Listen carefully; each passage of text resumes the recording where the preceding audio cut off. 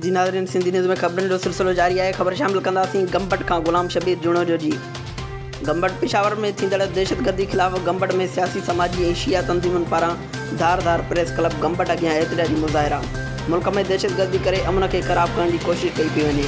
हुकूमत दहशतगर्दनि खे ख़त्म करण में पंहिंजो किरदारु अदा करे अॻुवान। उन मौक़े ते एतिजाज कंदे सईद ज़ुल्फ़कार हुसैन शाह नक़वी, सईद अयाज़ हुसैन शाह, अख़्तियार हुसैन थईम, मौलाना ज़ुल्फ़कार मुफ़क्किरी ऐं ॿियनि जो चवणु हो त मुल्क में मस्जिदूं बि सेफ़ न आहिनि। ख़ुदा जी इबादत करण लाइ मस्जिदुनि में वञूं था त उते बि दहशतगर्दी थिए थी, जंहिंजो पेशावर सानियो खुलियो मिसाल आहे। बेगुनाह 60 खां वधीक माण्हू अजल जो शिकार थिया आहिनि। हुकूमत खे दहशतगर्दी ख़िलाफ़ क़दम खणणु घुरिजनि, छाकाणि त मुल्क में दहशतगर्दी सबबि अमन जी फ़िज़ा खे ख़राब कयो पियो वञे। एतिजाज कंदड़नि हुकूमत पाकिस्तान खां मुतालबो कयो त दहशतगर्दनि खे जड़ खां ख़त्म करे मुल्क में अमन जी फ़िज़ा खे बहाल कयो वञे। ॿी सूरत में मुल्कगीर एतिजाज जो सॾु ॾिनो वेंदो।